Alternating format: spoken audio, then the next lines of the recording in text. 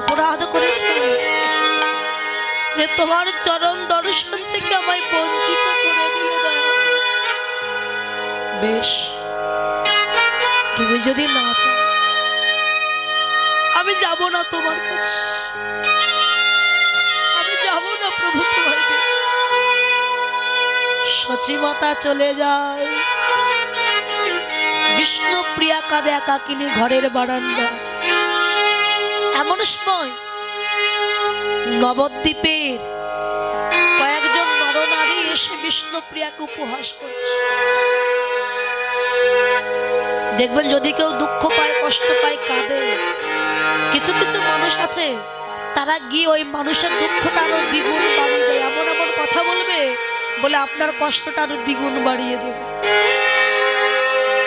এমন কয়েকজন নরনারী এসে বিষ্ণুপ্রিয়াকে উপহাস করছে।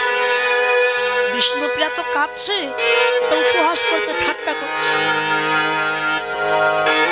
বিষ্ণুপ্রিয়া বলে, তোর মতো অভাগিনী তো জগতে আর কেউ নেই। কেন? তুই এমনই অভাগিনী, এমনই কাঙালি রে তুই, যে গৌর হরি সারা নবদ্বীপের সবাইকে যেতে বলেছে প্রভুর কাছে, শুধুমাত্র একা তোকে যাওয়ার কোনো অনুমতি দেয়নি প্রভু। তোর মতো হতভাগিনী কি জগতে আর কেউ আছে?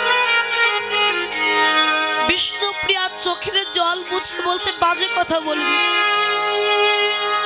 ওরে, আমার মতো সৌভাগ্যবতী যে জগতে আর কেহ না। কেন? তুই সৌভাগ্যবতী হলে কি করবি জানিস? নদিয়ার নরনারী যে মানুষটিকে দেখতে পাগলের মতো ছুটে যায়, একটা মানুষকে দেখতে হাজার হাজার মানুষ চলে যায়। পরে সে তো অন্য কারোর মানুষ না, সে তো আমার মানুষ রে। আমার মতো সৌভাগ্যবতী কি জগতে আর কেউ আছে রে? নরনারীগণ বলল, বিষ্ণুপ্রিয়া তুই কাঁদিস না, চল তুই আমাদের সাথে যাবি, চল। আমি যাব। তোরা জানিস না, ভক্ত ভগবানের কাছে যায় না, ভগবানকে আসতে হয় ভক্তের কাছে। আমি যদি কোনোদিন তাকে ভালোবেসে থাকি, আমার নয়ন জলে তাকে যদি ডেকে থাকি, একদিন না একদিন এই অভাগিনীর ডাকে একদিন গৌর হরিকে আসতেই হবে আমার কাছে। প্রভু কি এসেছিল বাবা? এসেছিল রাত 12টায়।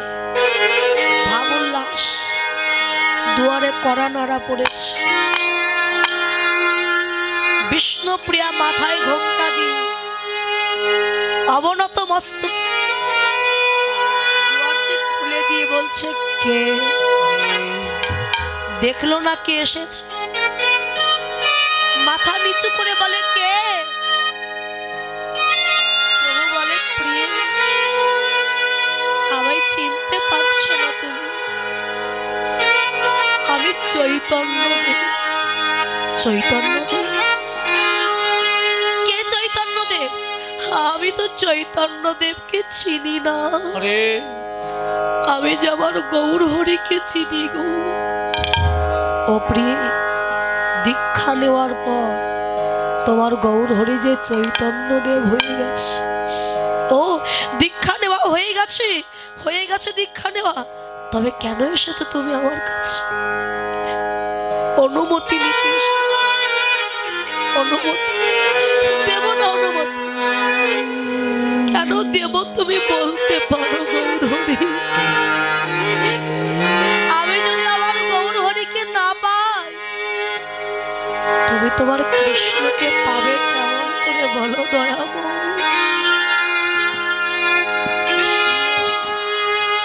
কে বলেছে তুমি আমায় পাও? আমি যে শয়নে স্বপনে তোমার কোলের উপরেই বসে আছি। হরে বিষ্ণুপ্রিয়া,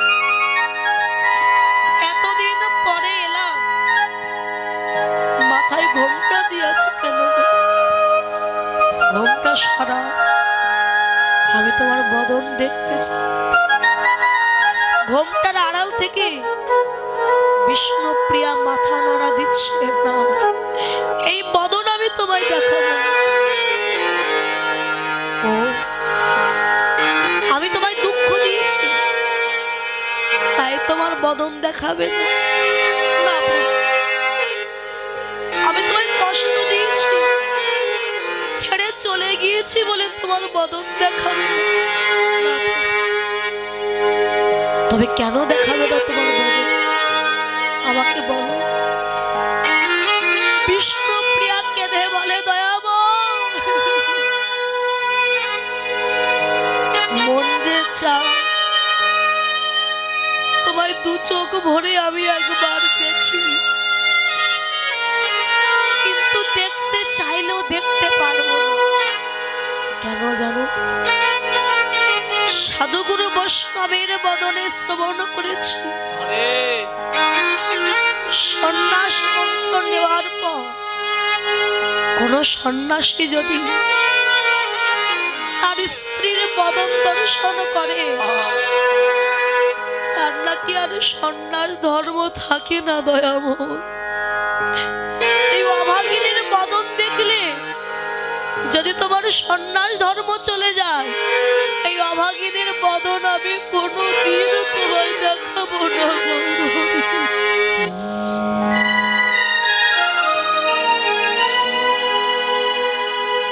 বদন যদি নাই বা দেখাবে, এই আমি চলে যাচ্ছি, আর কোনোদিন তোমার সাথে আমার দেখা হবে। চলে যাওয়ার আগে অন্তত কিছু চেয়ে নাও, তোমায় আমি দিয়ে যাব। প্রভু, যে তোমাকে স্বামী রূপে পেয়েছি, তার কি আর চাওয়ার মতো কিছু থাকে? দয়াময়, তবু যদি দিতে চাও একটি বর আমার দিয়ে। তুমি যে পাদুকার উপরে দাঁড়ায়ে আছো, ওই পাদুকা দুখানা একবার আমার হৃদয় মাঝে দাও। আমি ঘরে গিয়ে যত্ন করে তুলে রাখবো, যখন নির্জন নিশীত সময়ে তোমাকে দেখবার স্বাদ আমার হৃদয়ে জাগবে। ওই পাদুকার উপরে তুমি সেদিন ভুবন ভুলানো রূপে এসে দাঁড়িও, সেদিন আমি তোমার চরণ দুখানা হৃদয়ে জড়াইয়ে ধরব। আমি কাঙাল বলে সেদিন যেন চরণ ছাড়া আমায় করো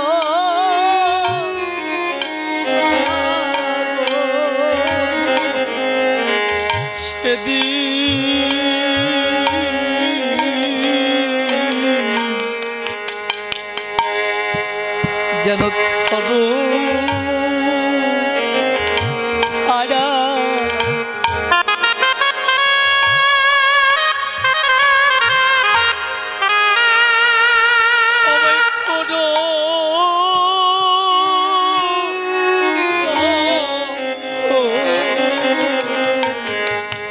সেদিন যেন চরণ ছাড়া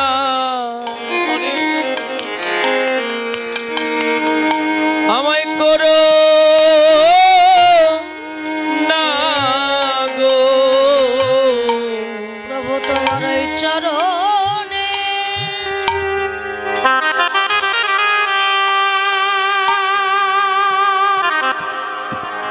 ওই চরণে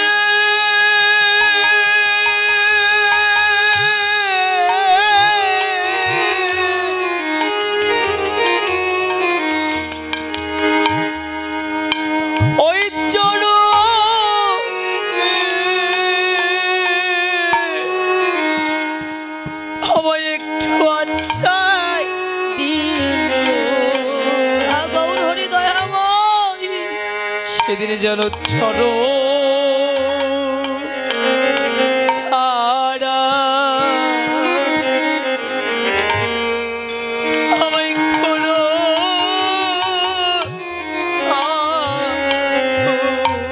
আমি যে কত জনমে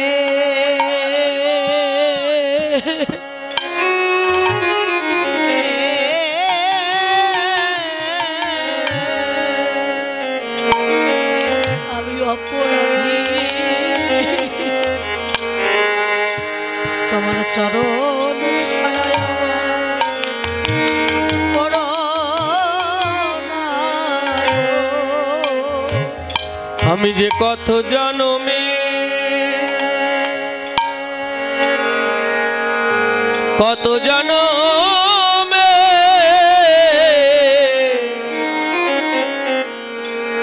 ওরে অপরাধী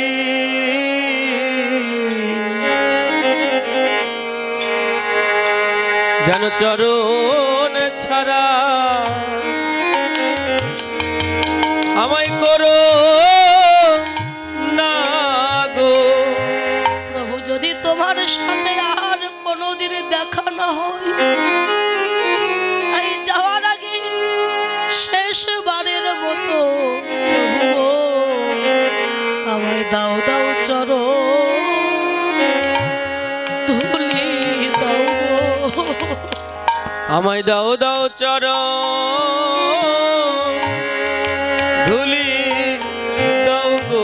ওই ধুলি মেখে জানো ধন্য করি, দাও দাও চরণ ধুলি দাও গো।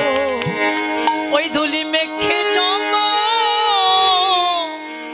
ধন্য করি, দাও দাও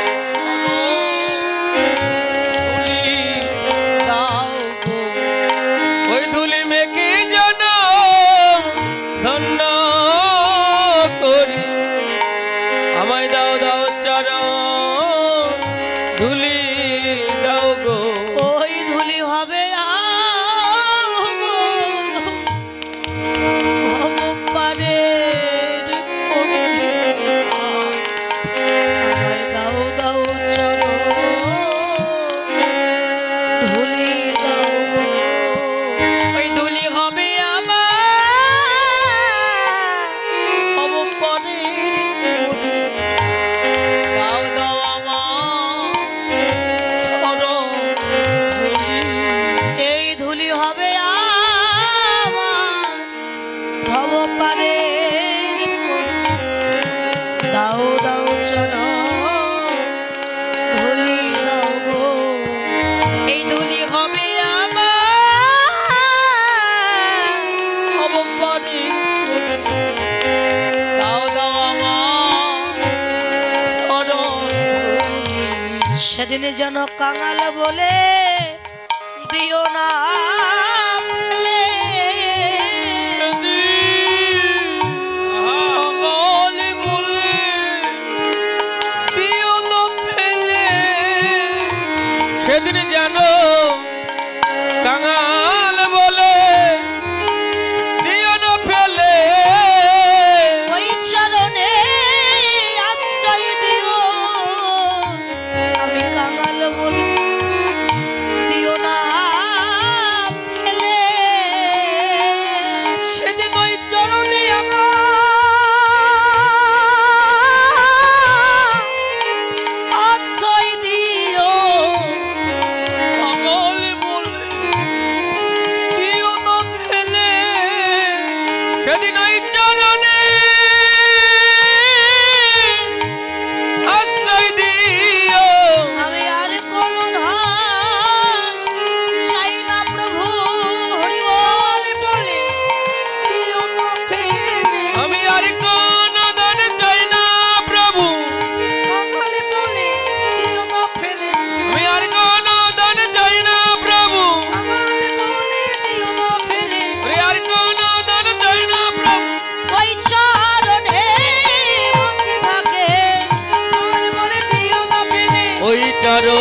মতি থাকে। আমার মনে দিও গো ফেলে আমার ওই চরণে আশ্রয় দিও। সেই ভক্তের ভগবান তার পাদুকা বক্ষে জড়িয়ে ধরে বিষ্ণুপ্রিয়া যেই না গৃহের ভিতরে প্রবেশ করেছিলেন, বিষ্ণুপ্রিয়া পাদুকার সাথে বিলীন হয়ে গিয়েছে। তাই সেই ভক্তের ভগবান অদ্বৈত আচার্যের আকুল আহ্বানে এলেন, অদ্বৈত আচার্যের মনোবাসনা পূর্ণ করেছিলেন ভক্তের ভগবান। আজ সে অদ্বৈতের কথা মনে পড়ে গেল প্রভু। মনে পড়ে যে নবদ্বীপে ফুলবন দর্শন করে বৃন্দাবনের কথা প্রভুর মনে পড়ে কিবা ফুলবন হ্যাঁ রে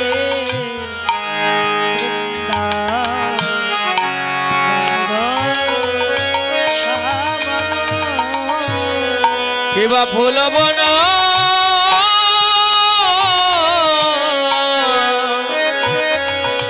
হেরি বৃন্দা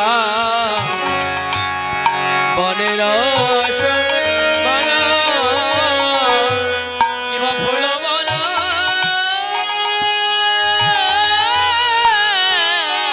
হেরি বৃন্দা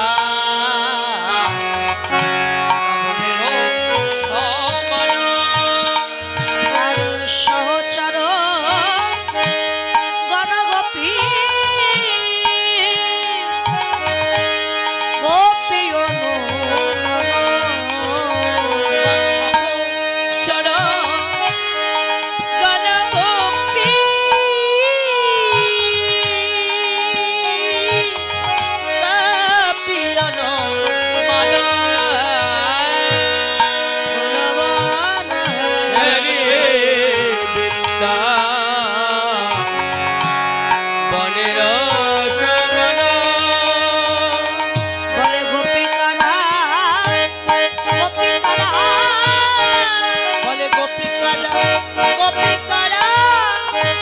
গোপিকারা গোপিকারা গোপিকারা গোপিকারা গোপিকারা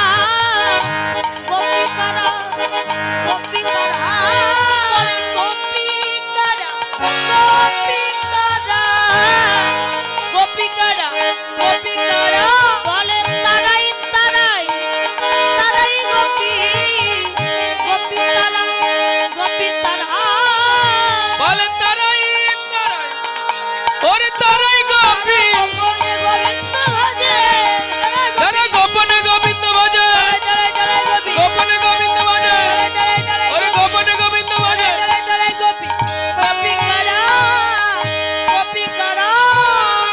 এবার সহচর জন গোপী গোপী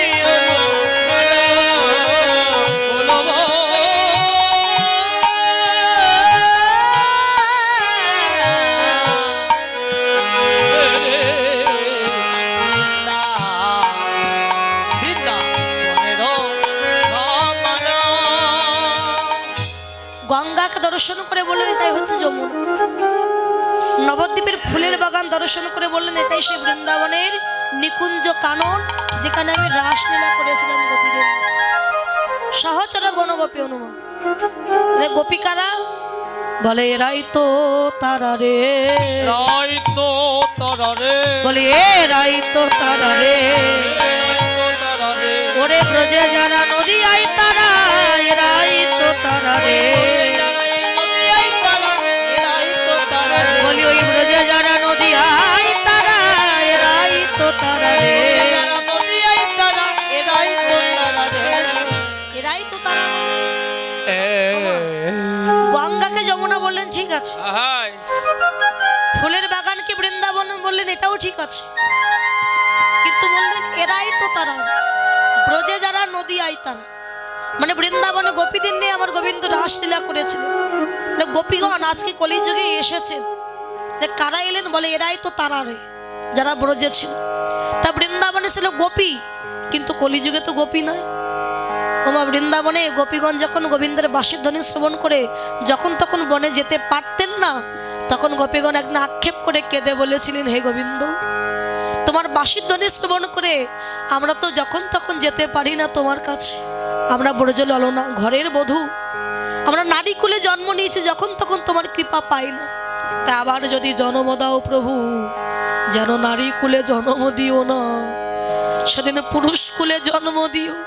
সেদিন পুরুষ কুলে জন্ম পেয়ে আমরা নিতুই নিতুই যেন তোমার সঙ্গ লাভ করিতে পারি। তাই সেই বৃন্দাবনের গোপীগণ কলিযুগে আর নারী দেহ লাভ করলেন না, পুরুষ হলেন পুরুষ। তাই বললেন সহচর গণ গোপী অনুমা, সহচর গণকে দর্শন করে বললেন এই তো সে বৃন্দাবনের গোপী। রায় রামানন্দ স্বরূপ দামোদর সিকি মাইতি মাধবী দেবী বহিরঙ্গ ভক্তে প্রভু করে হরিনাম সংকীর্তন, আর অন্তরঙ্গ ভক্তে প্রভু করে লীলারস আস্বাদন। তাই বলছে এই তো সে বৃন্দাবন। এবার সুরধনী গঙ্গার কিনারায় প্রভু আমার কি করিছে জানো, কিবা খোলো করো তালে গোরা সোমেলো করিয়া, কিবা খোলো করো তালে গোড়া সোমেলো করিয়া গো, খোলো করো তালে গোরা সোমেলো করিয়া,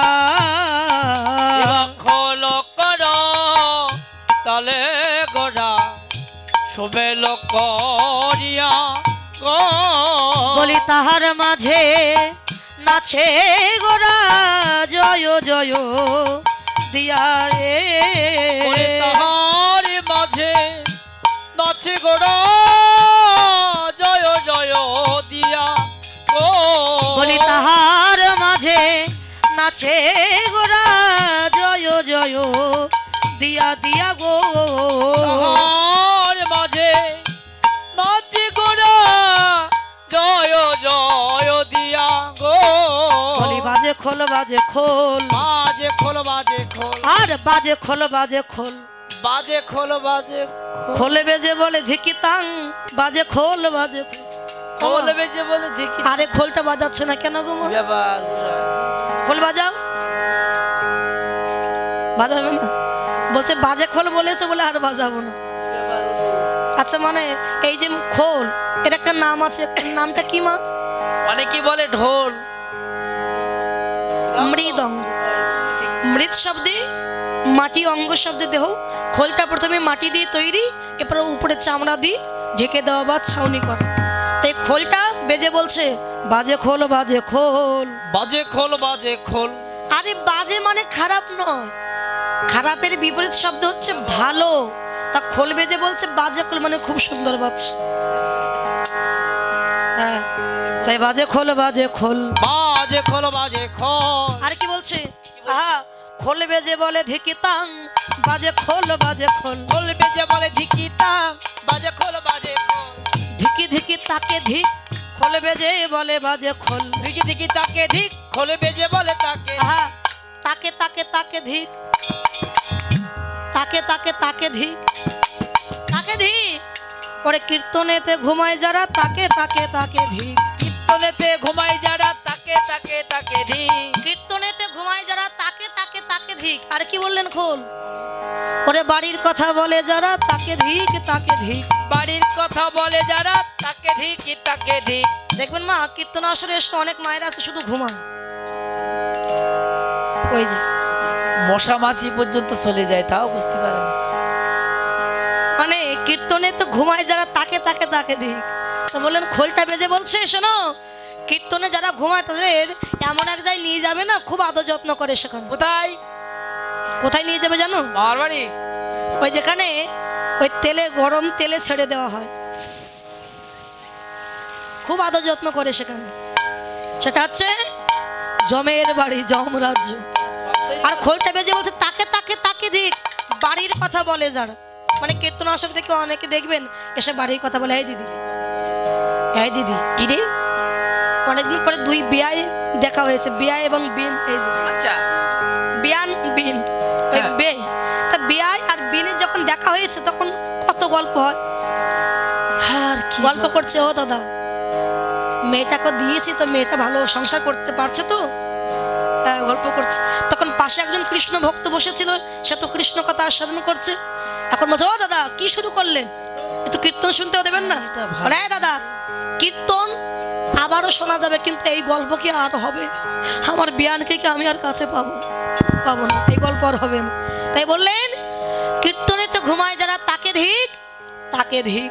ওরে তাহার মাঝে নাচে গোরা জয় জয় দিয়া দিয়া গো, তাহার মাঝে নাচে গোরা জয় জয় দিয়া গো, আর মাঝে নাচে গোরা জয় জয় দিয়া।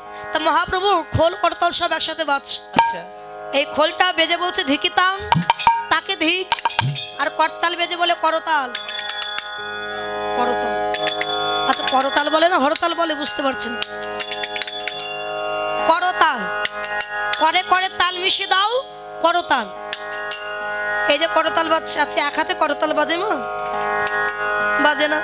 তো মায়েরা বাবারা সবাই এসেছেন, সবাই মিলে আমরা একটু করতাল দিই। রাগ হচ্ছে না তো? তো শুধু হাত তুলতে বলে শীতের দিনেও ঘুম ভাঙবে? হরি বল। করতাল বাজে করতাল, করতাল বাজে করতাল, করতাল বাজে করতাল, করতাল বাজে করতাল, করে করে তাল মিশিয়ে করতাল বাজে করতাল, করে করে তাল মিশিয়ে করতাল বাজে করতাল, করে করে তাল মিশিয়ে করতাল বাজে করতাল। ওরে বেতাল হলে হবে রসতাল, করতাল বাজে করতাল, আমার বেতাল হলে হবে রসতাল, করতাল বাজে করতাল, করে করে তাল মিশিয়ে করতাল বাজে করতাল, আমার করে করে তাল মিশিয়ে করতাল বাজে করতাল। বেতাল হলে হবে রসতাল, করতাল বাজে করতাল, তোমার বেতাল হলে হবে রসতাল, করতাল বাজে করতাল, করতাল করতাল করতাল করতাল। করে করে করতাল, তাল যদি হয় বেতাল হবে তোমার রসাতল। হ্যাঁ প্রত্যেক কাজের মধ্যে তাল আছে। এই আমাদের মধ্যে যেমন তাল আছে, সংসারের স্বামী স্ত্রীর মধ্যেও তাল আছে। কেমন সে? স্বামী স্ত্রীর তাল যখন বেতাল হয়ে যাবে তখন ঝগড়া বেঁধে যাবে। আর ঝগড়া বেঁধে গেলে কোথায় যাবে? বাপের বাড়ি। ব্যাগ গুছিয়ে বাপের বাড়ি যাবে। ব্যাগ গোছাচ্ছে আর শুধু চিন্তা করছে স্বামী যদি একবার বলে তুমি থেকে যাও তাহলে আর যাবো না। ব্যাগটা গুছিয়েছি, দেখছে থাকার কথা তো বলছে। ওমা আমার এই আমিও তো একটা মেয়ে, মেয়েদের ছলনা বোঝা বড় দা, তাই না? দেখুন আমাদের গ্রামে অক্রুর বলে একটা লোক ছিল, অক্রুর বেটে কাটো এর মতো। এখন এই অক্রুরের একটা বউ ছিল, একটা বউ। হ্যাঁ কেন কটা করতে? একটা বউ ছিল, দুটো না। সে একটু বেটে খাটো। তার দুইজনের মধ্যে এত ঝগড়া করে বাড়িতে যে কুকুর ডাকার সময় আর দেয় না। তা বউটা আজকে খুব গন্ডগোল করেছে স্বামীর সাথে, তো চিন্তা করছে মরবো, থাকবো না তোমার সংসারে, মরবো আমি। তো তার স্বামী বলছে তুমি মরবে? তা কি করে মরবে, এখন তো মৃত্যু হবে না তোমার। তো বলছে কেন, তুমি জানো না গলায় দড়ি দেব। আচ্ছা তা বলছে যাও তো দেখি, প্রত্যেকদিন বলে গলায় দড়ি দেবো, যাও। বউটা দড়ি নিয়ে গলায় দড়ি দিতে গেছে। কোথায় জানেন মা? এই চৌরাস্তা আছে না, গাজীপুর চৌরাস্তা, চৌরাস্তার ওই মেন রোডে গেছে, হাই রোডে গেছে গলায় দড়ি দিতে। এখন মানে আর বাগান খুঁজে পাইনি, রাস্তায় গেছে, হাই রোড। আবার রাস্তার ওই ধারে কলা গাছে দড়ি বেঁধে রাস্তার এই ধারে দড়ি ধরে বসে বসে কাঁদে। বাঁচতে ইচ্ছা করে না, কেউ ভালোবাসে না, কার মুখের দিকে চেয়ে বেঁচে থাকবো। এমন সময় ওই অক্রুরের ভাইপো কার্তিক লাঙল চষে কাঁধে করে লাঙল দিয়ে বাড়ি যাচ্ছিল পাশ দিয়ে। এমন সময় বউটা কার্তিককে দেখতে পেয়েছে। তা দেখতে পেয়ে ডাক দিয়েছে কার্তিক। তা কার্তিক বলে কাকিমা তুমি এখানে বসে? বলে শুধু কি আর বসে, ওই দেখ দড়ি বেঁধেছি কষে, আমি তোর বাঁচবো না কার্তিক। তা যা, মরার আগে তোর কাকাকে একবার পাঠিয়ে দে, আমার শেষ দেখাটা দেখে যাক। মানে তোর কাকাকে পাঠিয়ে দে, আমার হাত ধরে বাড়ি নিয়ে চলে যাক। কি ডিজাইনের মরণ দেখুন তো। এগুলো যারা বলে তো মরবো মরবো, এরা একটাও মরে না, শুধু দাম বাড়ায়, মানে স্বামীর ভালোবাসা একটু বেশি পাওয়ার জন্য, তাই না মা? হরি বল। তাই মহাপ্রভুর করতাল বেজে বলছে করতাল, করতাল। এবার পঞ্চম